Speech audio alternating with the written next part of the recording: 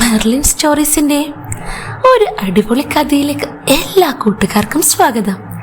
Channel ആദ്യമായി കാണുന്നവരുണ്ടെങ്കിൽ നമ്മുടെ ഈ കഥകളൊക്കെ സ്ഥിരം പോസ്റ്റ് ചെയ്യുമ്പോൾ തന്നെ നിങ്ങൾക്ക് കിട്ടാൻ സബ്സ്ക്രൈബ് ചെയ്തേക്കണം കേട്ടോ. പിന്നെ സ്റ്റോറി ഇഷ്ടപ്പെട്ടാൽ ലൈക്ക് ചെയ്യുന്ന കാര്യം മറക്കല്ലേ. നിങ്ങളുടെ ഫ്രണ്ട്സിനൊക്കെ ഇത് ഷെയർ ചെയ്ത് കൊടുക്കുകയും വേണം. ഒരു അച്ചായത്തി കുട്ടി, അവളുടെ പേര് മറിയം എന്നാ. അവൾ പക്ഷെ കാർത്തുവായി. കാർത്തു ആവുന്നതിന് പിന്നിൽ ഒരു കഥയുണ്ട്. അത് മാത്രല്ല, അമ്മയുടെ സുഹൃത്തിൻ്റെയും ഒരു അവിഹിതത്തിനിടയിലാ അവളുടെ പേര് പോലും മാറിപ്പോകുന്നേ. അപ്പോ ആ ഒരു കഥയൊന്ന് കേട്ടാലോ? ഞാനൊരു ക്രിസ്ത്യൻ കുടുംബത്തിൽ ജനിച്ച കുട്ടിയാ. പേര് മറിയം. പള്ളിപ്പേരതാണെങ്കിലും എന്നെ എല്ലാവരും വിളിക്കുന്നത് കാർത്തു എന്നാ. അതെന്താണെന്നായിരിക്കും നിങ്ങൾ ചിന്തിക്കുന്നതല്ലേ? ഒരു ഹിന്ദു പേര്, അതിനൊരു കാരണമുണ്ട്. ആ കഥയാ നിങ്ങളുടെ അടുത്തിപ്പോ ഞാൻ പറയാൻ പോന്നേ. എൻ്റെ അപ്പൻ പള്ളിയിലെ കപ്പ്യാരാ, ജോസ്. എല്ലാവരും ജോസേട്ടാ എന്ന് വിളിക്കും.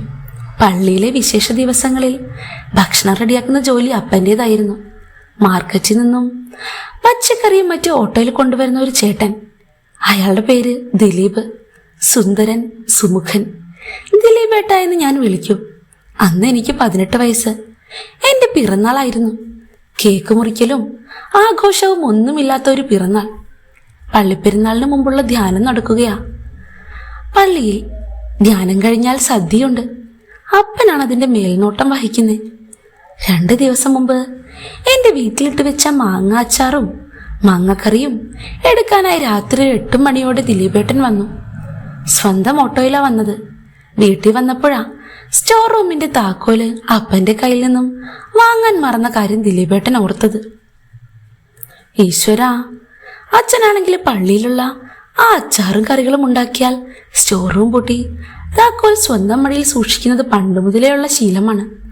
അമ്മ എന്നെ വിളിച്ചപ്പോഴാ ഞാൻ എൻ്റെ റൂമിൽ നിന്ന് എണീറ്റ് ഹാളിൽ വന്നത്. മോളെ, ദിലീപേട്ടൻ സ്റ്റോർ റൂമിന്റെ താക്കോൽ വാങ്ങാൻ മറന്നു, ഒന്ന് വാങ്ങി വാ മോളെ. എനിക്ക് ദേഷ്യം വന്നു.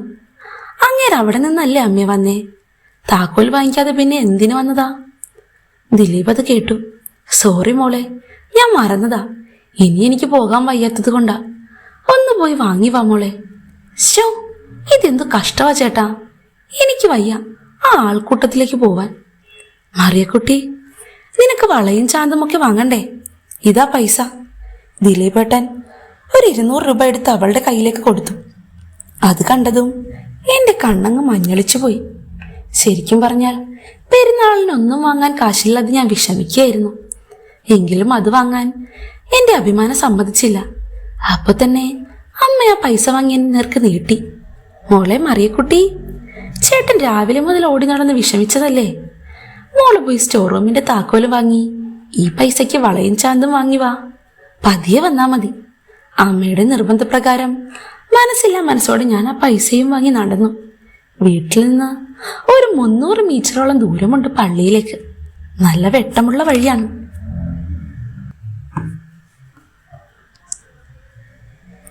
ഞാൻ അവിടെ എത്തി. അപ്പനോട് കാര്യം പറഞ്ഞ് താക്കോൽ വാങ്ങി പെട്ടിക്കാരുടെ അടുത്തേക്ക് പോവാൻ ഒരുങ്ങി. പക്ഷെ അവിടെ അടുക്കാൻ പറ്റുന്നില്ല, അത്രയ്ക്ക് തിരക്ക്. ആ, പൈസ കയ്യിലുണ്ടല്ലോ, ഇനി വേണമെങ്കിൽ നാളെ വാങ്ങാം.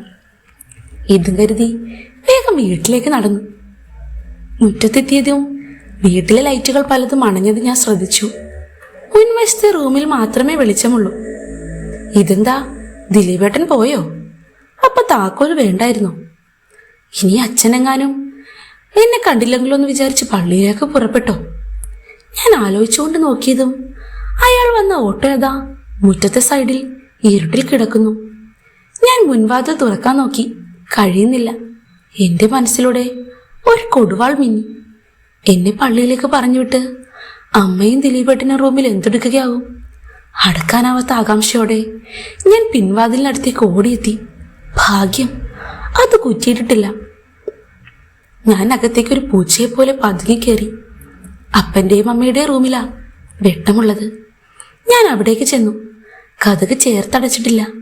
ഞാൻ ഡോറിൽ പിടിച്ച് ചെറിയ വിടവുണ്ടാക്കി അകത്തേക്ക് നോക്കി. എനിക്ക് വിശ്വസിക്കാനാകാത്ത കാഴ്ചയായിരുന്നു അകത്ത് കണ്ടിരുന്നേ.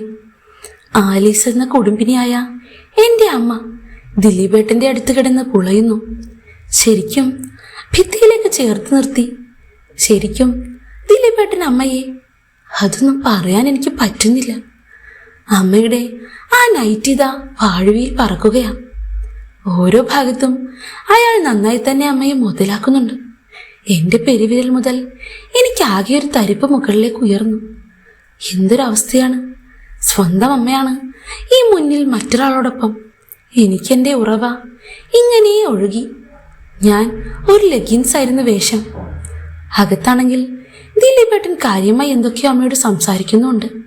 ദിലീപേ മതി, അവളിപ്പോ വരും, ഇനി പിന്നെ മതി മോനെ.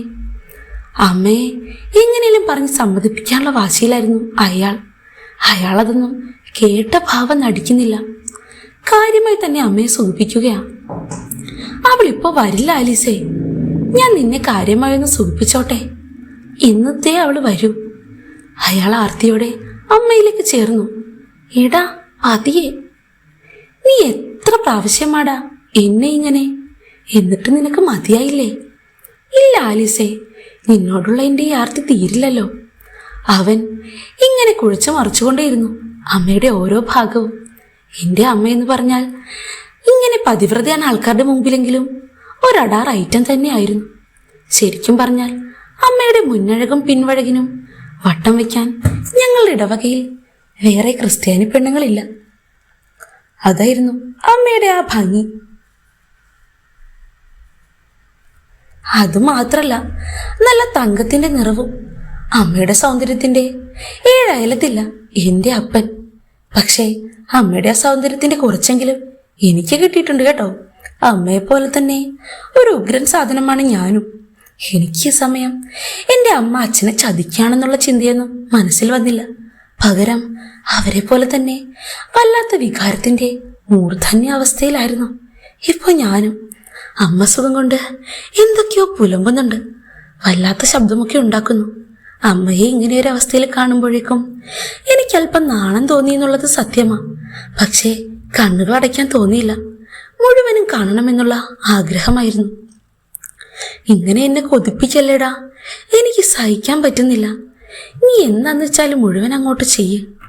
അമ്മ പറയുമ്പോഴേക്കും എങ്കിൽ നിന്റെ ഇഷ്ടം പോലെ തന്നെ ആയിക്കോട്ടെ എന്ന് പറഞ്ഞ് ദിലീപേട്ടൻ കാര്യപരിപാടിയിലേക്ക് കടന്നു. അപ്പോഴേക്കും ആ മുറിയിൽ താളത്തിലൊരു ശബ്ദമുണ്ടായി.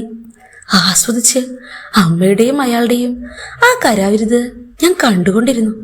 ശരിക്കും പറഞ്ഞാൽ പണ്ടെപ്പോഴോ സ്കൂളിലൊക്കെ വെച്ച് കൂട്ടുകാർ കാണിച്ചു തന്ന ഫോണിലുള്ള ഓരോ സാഹിബിന്റെയും മദാമയുടെയൊക്കെ ആ സന്ദർഭം ഞാൻ ഓർത്തു. അതിനേക്കാളും ത്രില്ലുണ്ട് സ്വന്തം അമ്മയാകുമ്പോൾ. ആസ്വദിച്ച് തന്നെ ഞാനത് കണ്ടുകൊണ്ട് നിന്നു. എന്തൊരു വലിപ്പമ്മ! ശരിക്കും പറഞ്ഞാൽ ആ ഫോണിൽ കണ്ട സാഹിബിന്റെ പോലെ തന്നെയുണ്ട്. അയാൾ അമ്മയെ സ്വർഗം കാണിക്കുന്നുണ്ടാവും. എനിക്ക് സഹിക്കാൻ പറ്റിയില്ല. ഞാൻ ശരിക്കും പറഞ്ഞാൽ സ്വന്തമായിട്ട് ഒന്ന് സുഖിച്ചു തുടങ്ങി. സുഖിപ്പിച്ച് അവസാനം എൻ്റെ അമ്മയ്ക്ക് മുന്നേ തന്നെ ഞാനിവിടെ സ്ഫോടനം നടത്തി. അതിനിടയിൽ അല്പസമയം കഴിയുമ്പോൾ തന്നെ എൻ്റെ അമ്മയും കുറെ കഴിയുമ്പോഴേക്കും ദിലീപേട്ടനും ഞങ്ങൾ മൂന്നാളും ഏതാണ്ട് 2 മിനിറ്റ് ഗ്യാപ്പിലാണ് സ്ഫോടനം നടത്തിയത്. അപ്പോഴേക്കും ആകെ തളർന്ന് ദിലീപേട്ടൻ ആ ബെഡിന്റെ സൈഡിലേക്ക് വീണു. അമ്മയും അതുപോലെ തന്നെ അങ്ങനെ മലർന്നു കിടന്നു. രണ്ടുപേരുടെയും കിതപ്പ് വല്ലാത്ത ശബ്ദത്തിലായിരുന്നു. ഞാൻ ആദ്യമായിട്ടാ ഇങ്ങനെയൊരു സന്ദർഭം ലൈവായി കാണുന്നേ. എനിക്ക് സ്വന്തമായുള്ള സ്പർശനത്തിൽ ഇമാതിരി സുഖമാണെങ്കിൽ എന്തുമാത്രം സുഖമായിരിക്കും അവർ രണ്ടാളും അനുഭവിച്ചത്. ഞാനിങ്ങനെ ചിന്തിച്ചു നിന്നതും പെട്ടെന്ന് പുറത്തു നിന്നൊരു വിളി കേട്ടു. ആലിസേ, എടി ആലിസേ, വാതിൽ തുറക്ക്. അപ്പന്റെ ഒച്ച വാതിലിൽ തുടരെ മുട്ടും. ഞാൻ ഞെട്ടി. അതോടൊപ്പം അകത്ത് ദിലീപേട്ടനും അമ്മയും ശബ്ദം കേട്ട് ചാടി എഴുന്നേറ്റു. വാതുക്കൽ നിൽക്കുന്ന എന്നെ കണ്ടതും അമ്മ പകച്ചുപോയി. പെട്ടെന്ന് എല്ലാ ഡ്രസ്സും വാരിയിട്ട് നേരെയാക്കി. ദിലീപേട്ടനും അതെ. അപ്പോഴേക്കും വാതിൽ ഇടിച്ചു വിളിക്കുന്നുണ്ടായിരുന്നു. അമ്മ എന്ത് ചെയ്യുമെന്നറിയാതെ മുറിയിൽ വിറങ്ങലിച്ചു നിന്നു. പെട്ടെന്നെന്തോ തീരുമാനിച്ച പോലെ പുറത്തേക്ക് വന്നു. എന്റെ മുഖത്തേക്ക് നോക്കി. പെട്ടെന്ന് എന്നെ ഒരു നിമിഷത്തിൽ പിടിച്ചു വലിച്ച് ആ മുറിയിലാക്കി. വാതിൽ പുറത്തുനിന്ന് കുറ്റിയിട്ടു. ദിലീപേട്ടനൊപ്പം ആ മുറിയിൽ അമ്പരന്ന് നിന്നു ഞാൻ. വാതിൽ തുറന്നു കൊടുത്തപ്പോഴേക്കും അപ്പനും പള്ളിയിലെ കുറച്ചുപേരും അകത്തേക്ക് വന്നു. ദിലീപ് എന്തിയടി? ആ മുറിയിലുണ്ട്, നിങ്ങൾ ഒച്ചയുണ്ടാക്കരുത്, മോളും ഉണ്ടാകത്ത്. അത് ശരി, നീ എന്താടി അവർക്ക് കാവൽ നിൽക്കുകയായിരുന്നു? അയ്യോ അല്ല, ഒച്ച കേട്ട് ഞാൻ പോയി നോക്കിയതാ ഇച്ചായ. ഞാൻ ദേ നിങ്ങളെ വിളിക്കാൻ തുടങ്ങുമായിരുന്നു. അപ്പോഴേക്കും ഡോർ തുറന്ന് അകത്തേക്ക് വന്നു അപ്പൻ, കൂടെ പള്ളി കമ്മിറ്റിക്കാർ രണ്ടുപേരും. അപ്പൻ ദിലീപേട്ടന്റെ ഷർട്ടിൽ കുത്തിപ്പിടിച്ചു. ഇറങ്ങടാ എന്റെ വീട്ടിൽ നിന്ന്. എന്റെ കൂടെ നടന്ന് സ്നേഹം കാണിച്ച് എന്റെ മോളെ കണ്ട് ചതിക്കാനായിരുന്നല്ലേ? ഓരോ ചീത്തവാക്കും തെറിയുമൊക്കെ വിളിച്ച് ദിലീപേട്ടനെ അപ്പൻ തലങ്ങും വിലങ്ങും അടിച്ചു. അമ്മയും മറ്റു ചേട്ടന്മാരും പിടിച്ചു മാറ്റാൻ ശ്രമിച്ചു. എന്റെ ജോസേട്ടാ, നിങ്ങൾ അവനെ ഇങ്ങനെ തല്ലിക്കൊല്ലല്ലേ. അടുത്ത പോംവഴി എന്താണെന്ന് ആലോചിക്കുക. എന്ത് പോംവഴി? അവന്റെ കൂടെ ഇറക്കിയങ്ങ് വിടും ഞാൻ. ജാതിയും അത് ഒന്നും നോക്കണ്ട. എന്തായാലും എല്ലാം കഴിഞ്ഞ് നിൽക്കുമല്ലേ ഇവള്. എന്ത് നോക്കാനാ? അപ്പോഴേക്കും മറ്റൊരാളെ കമന്റ് ചെയ്തു, അത് തന്നെയാ വേണ്ടത്. ഇനി മറ്റൊരാൾക്ക് ഇവളെ കെട്ടിച്ചു കൊടുക്കാൻ പറ്റില്ല. ഇപ്പൊ തന്നെ ഇറങ്ങാൻ പറയണില്ല. നാളെ വെളുക്കുമ്പോഴേക്കും രണ്ടിന്റെ കല്യാണം നടത്തി കൊടുക്കൂ ജോസെ. വല്ലാത്ത ദേഷ്യത്തോടെ അപ്പനും ചേട്ടന്മാരും ഇറങ്ങിപ്പോയി. ഒരു തെറ്റും ചെയ്യാത്ത ഞാൻ എന്തൊക്കെയാ സംഭവിക്കുന്നതെന്ന് മനസ്സിലാക്കുമ്പോഴേക്കും ബോധരഹിതയായി പോകുന്നത് പോലെ ആയി. എന്തു ചെയ്യണമെന്നറിയാതെ തളർന്ന് കട്ടിലിരുന്നു ഞാൻ. ദിലീപേട്ടനെ നോക്കുമ്പോൾ പ്രത്യേകിച്ച് ഒന്നും സംഭവിക്കാത്ത പോലെയാണ്. ഒരു ഭാവവ്യത്യാസവും ഇല്ല അയാൾക്ക്. കൂളായി നിൽക്കുന്നു. കുറച്ചു സമയം കഴിയുമ്പോൾ അമ്മ ഏതാ എൻ്റെ റൂമിലേക്ക് വന്നു. അടുത്തിരുന്ന് എന്നെ ചേർത്ത് വിളിച്ചു. മോളെ, പൊറുക്കാനാകാത്ത തെറ്റാണ് അമ്മ ചെയ്തതെന്ന് എനിക്കറിയാം. പറ്റിപ്പോയി മോളെ. നിന്നെ ഞാൻ മനഃപൂർവ്വം കരുവാക്കിയതല്ല. എനിക്ക് വേറെ വഴിയില്ലായിരുന്നു. അത് നന്നായി അമ്മേ. എല്ലാം ചെയ്തു വെച്ച അമ്മയല്ലല്ലോ തെറ്റുകാരി. ഒന്നും അറിയാത്ത ഞാനല്ലേ ചീത്തയായത്. ഒരു വിധത്തിൽ നല്ലതാ മോളെ. മോൾക്ക് ഇവനോട് ഇഷ്ടക്കേടൊന്നും ഇല്ലെങ്കിൽ കൂടെ പൊയ്ക്കോ. ഒരു ദോഷവും വരില്ല. അവന് നിന്നെ ഇഷ്ടമാണെന്ന് എനിക്കറിയാം. മാത്രമല്ല, നിന്നെ കെട്ടിച്ചു വിടാനുള്ള പൈസയൊന്നും ഇപ്പോ നിന്റെ അപ്പന്റെ കയ്യിലില്ല. ഇനി ഇതാണ് നിന്റെ ജീവിതം. ഞാനൊന്നും മിണ്ടിയില്ല. ഇനിയിപ്പോൾ ഞാനിവിടെ എന്തു പറഞ്ഞാലും പ്രത്യേകിച്ച് കാര്യവുമില്ല. അതുമായി പൊരുത്തപ്പെടാൻ ഞാൻ മനസ്സിനെ പാകപ്പെടുത്താൻ ശ്രമിച്ചുകൊണ്ടിരുന്നു. പിന്നെ നീ കുറച്ചു മുമ്പ് കണ്ടില്ലേ, അതൊരു സ്വപ്നം പോലെ എൻ്റെ മോള് മറന്നു കളഞ്ഞേക്ക്. ഇനിയുണ്ടാകില്ല, ഉറപ്പ്. അമ്മ അത്രയും കൂടെ പറയുമ്പോഴേക്കും ഞാൻ വല്ലാത്തൊരു വെറുപ്പോടെ അമ്മയെ നോക്കി. എടാ ദിലീപേ, നാളെ രജിസ്റ്റർ ചെയ്യാനുള്ള കാര്യങ്ങൾ എന്തൊക്കെയാന്ന് നോക്ക്. കൂട്ടുകാരെ വേണമെങ്കിൽ വിളിച്ചൊക്കെ അറിയിക്ക്. ബാക്കി നമുക്ക് പിന്നെ നോക്കാം. അപ്പോഴേക്കും ദിലീപേട്ടൻ ഫോൺ എടുത്ത് ഡയൽ ചെയ്തുകൊണ്ട് പുറത്തേക്ക് ഇറങ്ങി. മോള് വിഷമിക്കൊന്നും വേണ്ട. അവന്റെ വീട്ടിലെ അവസ്ഥയൊക്കെ ഈ അമ്മയ്ക്കറിയാം. ഒരമ്മയും ചേട്ടത്തിയുമാണ് അവനുള്ളത്. അച്ഛൻ ചെറുപ്പത്തിലേ മരിച്ചു. ചേട്ടൻ 4 കൊല്ലം മുന്നേ മരിച്ചു. ആ ഭാര്യയാണ് വീട്ടിലുള്ളത്. ഇപ്പോ അവർ മാത്രമേ ആ വീട്ടിലുള്ളൂ. നീ അങ്ങോട്ട് ചെല്ലുമ്പോഴേക്കും പൊന്നുപോലെ നോക്കിക്കോളൂ. എല്ലാം കേട്ട് ഇതുതന്നെയാവും എൻ്റെ വിധിയെന്ന് വിചാരിച്ച് ഞാൻ അങ്ങോട്ടേക്ക് കിടന്നു. കുറെ സമയം കഴിയുമ്പോഴേക്കും കല്യാണത്തിനുള്ള ഒരുക്കങ്ങളൊക്കെ നടന്നിരുന്നു. അന്ന് രാത്രി ഞാൻ ഉറങ്ങിയിട്ടേയില്ല. രാവിലെ തന്നെ ദിലീപേട്ടൻ വന്നു. ആ വരവ് കണ്ടപ്പോൾ തന്നെ അയാൾ ഇതെല്ലാത്തിനും താല്പര്യപ്പെട്ടു തന്നെയാണെന്ന് എനിക്ക് മനസ്സിലായി. കാരണം വെള്ള ഷർട്ടും മുണ്ടൊക്കെ ധരിച്ച് നല്ല സുന്ദരനായിട്ടാണ് അയാൾ വന്നിരുന്നത്. അപ്പോഴേക്കും എന്നെ നോക്കി. ദിലീപ്, ഇയാൾ എന്തിനാ എന്നെ ഇപ്പോ ഭാര്യയാക്കാൻ നോക്കുന്നേ? അയാൾക്കെങ്കിലും ഉള്ള സത്യം പറഞ്ഞൂടെ? അമ്മയെ സംരക്ഷിക്കാനാ അയാൾക്കിഷ്ടം. ഞാൻ തൊലഞ്ഞു പോയിക്കോട്ടെ, ആർക്കും ഒന്നുമില്ലല്ലോ. ഇതൊക്കെ ഓർത്ത് ശരിക്കും പറഞ്ഞാൽ എൻ്റെ കണ്ണപ്പോ നിറഞ്ഞു പോയിരുന്നു. ആ ഒരു യുദ്ധവും കഴിഞ്ഞാണ് അയാളിപ്പോ നിൽക്കുന്നത്. അയാൾ വേഗം എങ്ങോട്ടാണെന്നറിയില്ല പുറത്തേക്ക് പോയി. കുറച്ചു കഴിയുമ്പോഴേക്കും എൻ്റെ അമ്മ വന്നു. മോളെ, ഡ്രസ്സൊക്കെ പാക്ക് ചെയ്ത് വെച്ചിട്ടുണ്ട്. നിന്നെ കാത്തതാ ദിലീപ് നിൽക്കുന്നു. ഞാനൊന്നും പറയാതെ റെഡിയായി നിന്നു. ഞങ്ങൾ ഓട്ടോയിൽ പുറപ്പെട്ടു. പെട്ടെന്ന് ആരും ഇല്ലാതായ പോലെ തോന്നി എനിക്ക്. ഇതാവും വിധി.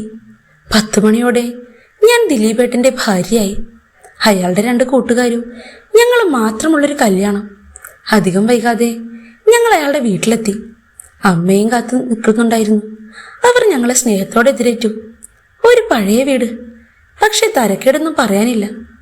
അമ്മ ആസ്മ രോഗി ആയതിനാൽ അധികം സംസാരിക്കാതെ അകത്തേക്ക് പോയി. ഞങ്ങളെല്ലാവരെയും ഏട്ടത്തി ഹാളിൽ പിടിച്ചിരുത്തി. കുടിക്കാനായി ജ്യൂസ് കൊണ്ടുവന്നു. കുറച്ച് കഴിയുമ്പോഴേക്കും അല്ല മോളെ, മോളുടെ പേരെന്താ എന്ന് ഏട്ടത്തി ചോദിച്ചു. എൻ്റെ പേരോ? എൻ്റെ പേര് മറിയം. അതൊരു സുഖമില്ലല്ലോ ദിലീപേ, നമുക്കിവളുടെ പേരൊന്ന് മാറ്റണം. കാർത്തികയെന്നാക്കിയാലോ? ദിലീപ് ചിരിച്ചു. കൊള്ളാം, നല്ല പേരാ, പക്ഷെ വിളിക്കാനൊരു സുഖമില്ല. അതെയോ? എന്നാൽ കാർത്തു എന്നായാലോ? അടിപൊളി, നല്ല പേര്. ദിലീപും അവിടെ ഉണ്ടായിരുന്ന അമ്മയും ശരിവെച്ചു. ശരി, അപ്പോ ഇന്നു മുതൽ ദിലീപിന്റെ പെണ്ണിന്റെ പേര് കാർത്തു. അങ്ങനെ അതിനും ഒരു തീരുമാനമായി.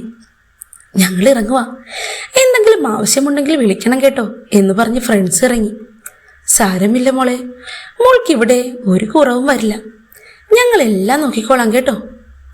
എന്നാലും ഈ ദിലീപ് എന്താവും ഇങ്ങനെ ഒറ്റ രാത്രി കൊണ്ട് കല്യാണം കഴിച്ചേ? എന്തോ പണി കിട്ടിയതാ. അവനെന്തായാലും ആരെയോ നന്നായി പണിതിട്ടുണ്ട്. ഒന്നും അറിയാത്ത ഈ പിഞ്ചു പെണ്ണിനെ ആണോ എന്നെനിക്കറിയില്ല. പക്ഷേ അവന്റെ ആ ക്ഷീണം കണ്ടപ്പോ അറിയാം, അവൻ നല്ല പണി കഴിഞ്ഞിട്ടാ വന്ന് തളർന്നു കിടന്നുറങ്ങിയേ. ഏതായാലും കാണാൻ കൊള്ളാം, ദിലീപിന് ചേരും. മോളെ മായേ, അനിയനും പെണ്ണുമാണ്, ഒന്ന് സൂക്ഷിച്ചോണേ. എന്ത് സൂക്ഷിക്കാൻ? അല്ല, രാത്രിയേ ഒച്ചയും ബഹളവും ഒക്കെ കേൾക്കും, പുറത്താരും കേൾക്കാതെ നോക്കണമെന്ന്. അമ്മയുടെ ആ പറച്ചിൽ കേട്ടപ്പോൾ മായ ഒന്ന് ചിരിച്ചു. തൊട്ട അയൽപക്കത്തെ ഒരാൾ മായയുടെ സ്ഥിരം സന്ദർശകനായിരുന്നു. സ്വന്തം മോൻ മരിച്ചു, അവൾക്കിനി ആവശ്യങ്ങളോ ആഗ്രഹങ്ങളോ തീർക്കാൻ വേറെ ആരെങ്കിലും വേണമല്ലോ. അതുകൊണ്ട് എല്ലാം അറിയാവുന്നത് കൊണ്ട് ആ അമ്മ രഹസ്യമായി അങ്ങ് കണ്ണടച്ചു. പക്ഷേ ഒച്ചയും ബഹളവും സ്ഥിരമാണ്. ഇനി പുറത്തുനിന്ന് വന്നിട്ടുള്ള ആ പുതിയ പെണ്ണിനെ ഒന്ന് കേൾപ്പിക്കേണ്ട മായേ. അപ്പോഴേക്കും മായ ചിരിച്ചു. ഒന്ന് പോ അമ്മേ, പച്ചക്കരിമ്പ് പോലെ ഒരു കുഞ്ഞു കൊച്ചിനെയും കൊണ്ടല്ലേ അവൻ വന്നിരിക്കുന്നേ. അവൻ ഇന്നതിനെ കടിച്ചു കൊടയും. ഏതായാലും കൊള്ളാം, നീയും ഒരുപാട് സൂചിച്ചതല്ലേ, ഇനി അവർ സൂഹിക്കട്ടെ.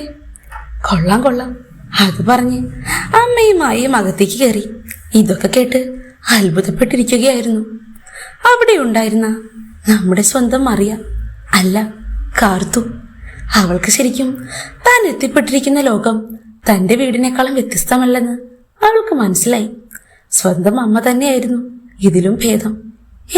അല്ലല്ല, അമ്മയെ സപ്പോർട്ട് ചെയ്യാൻ തനിക്ക് ഒരിക്കലും പറ്റില്ല. അമ്മേൻ്റെ ജീവിതം നശിപ്പിച്ചില്ലേ. അങ്ങനെയായിരുന്നു. പിന്നെ കുറെ കഴിയുമ്പോഴേക്കും അവന് ആ ഏട്ടത്തിയുമായി തൻ്റെ ഭർത്താവിനുള്ള ആ കാര്യം അവൾക്ക് മനസ്സിലായി. ശരിക്കും പറഞ്ഞാൽ ചേട്ടത്തി മാത്രല്ല, ഇടയ്ക്കിടയ്ക്ക് സ്വന്തം ഭാര്യയും കൂടിയാണ് അവിടെ. മായ മാത്രല്ല, സ്വന്തം അമ്മ ആസ്മയുടെ എല്ലാ അസ്കിതകളുണ്ടെങ്കിലും ആ അമ്മയും എല്ലാ രീതിയിലും മോന്റെ ഭാര്യയെ തന്നെ നിന്ന് പോകുന്ന ഒരു കുടുംബം. വല്ലാത്തൊരു മാനസികാവസ്ഥയാണ് കാർത്തുവിന് ആദ്യം അവിടെ ഉണ്ടായിരുന്നെങ്കിലും അവൾക്ക് അതുമായി പൊരുത്തപ്പെടാൻ അധിക സമയം വേണ്ടി വന്നില്ല. അധികം വൈകാതെ തന്റെ രഹസ്യക്കാരനുമായി മായ ചേച്ചി അവളെ മുട്ടിച്ചു കൊടുത്തു. പിന്നെ പറയാനുണ്ടോ, അവിടെ ഒരു സ്വർഗം തന്നെയാണെന്നാണ് കാർത്തുവിന് ഇപ്പൊ തോന്നുന്നേ. കാരണം ഒന്നിനും അവിടെ അവൾക്കൊരു മുട്ടുമില്ല, ഒന്നും രണ്ടുമല്ല. ഇനിയും അവൾ മനസ്സ് വെച്ചാൽ എണ്ണിയാൽ ഒടുങ്ങാത്തത്ര സുന്ദര കുട്ടപ്പന്മാർ ഇവിടെ വരും. അമ്മയെക്കാളും ഒരു ഉഗ്രൻ സൂപ്പർ ഐറ്റം ആയതുകൊണ്ട് തനിക്കേതായാലും ആരെയും കിട്ടാൻ മടിയുമില്ല. അവൾ മനസ്സിലോർത്തു, ദൈവം ഏതായാലും തനിക്ക് ഇങ്ങനൊരു കുടുംബത്തിലേക്ക് ഭാഗ്യം തന്നല്ലോ എന്നോർത്ത് അവൾ മനസ്സിൽ നന്ദി പറഞ്ഞു. ഇപ്പോയി സ്വന്തം അമ്മയോടും അവൾക്ക് ഇഷ്ടക്കുറവില്ല കേട്ടോ. ശരിക്കും അമ്മ ഇതുപോലൊരു അവസരം തന്നുകൊണ്ടല്ലേ തനിക്ക് ഇങ്ങനെ എപ്പോഴും സുഖിക്കാൻ പറ്റുന്നേ. അവൾ മനസ്സിലോർത്തു, ശരിക്കും നമ്മുടെ ആ അച്ചായത്തിക്കുട്ടി ഇപ്പോൾ കാർത്തുവായി ഇവിടെ വിലസുകയാണ്. ചെറിയ വിലസലൊന്നും അല്ല കേട്ടോ. അമ്മായി അമ്മയുടെയും സ്വന്തം ചേട്ടത്തിയുടെയും മുമ്പിൽ അവളിപ്പോൾ നൂൽബന്ധമില്ലാതെ അഗ്രനായി തന്നെ കലാപരിപാടികൾ നടത്തും. അവിടെ വരെ എത്തിയിട്ടുണ്ട് കാര്യങ്ങൾ. ശരിക്കും പറഞ്ഞാൽ മറിയത്തിന്റെ അല്ല, നമ്മുടെ കാർത്തുവിന്റെ ഭാഗ്യം എന്ന് ഞാൻ പറയും. ആരും കൊതിക്കുന്ന ഒരു കുടുംബം അല്ലേ? സ്വാർത്ഥതയില്ലാതെ എല്ലാം പങ്കുവെക്കുമ്പോഴല്ലേ ശരിക്കും ഒരു കുടുംബമാവുന്നേ. അപ്പോ ഈ കഥ ഇഷ്ടപ്പെട്ടവരാണോ നിങ്ങളെല്ലാവരും? എങ്കിൽ കമന്റ് ഇടാൻ മറക്കല്ലേ. തീർച്ചയായിട്ടും ലൈക്ക് ചെയ്യുകയും വേണം. നിങ്ങളുടെ സുഹൃത്തുക്കൾക്ക് ഈ കഥ അങ്ങ് അയച്ചു കൊടുക്കുകയും വേണം. അടുത്ത ദിവസം മറ്റൊരു സൂപ്പർ കഥയുമായി നിങ്ങളുടെ സ്വന്തം മെർലിൻ വീണ്ടും വരും. Bye bye dears.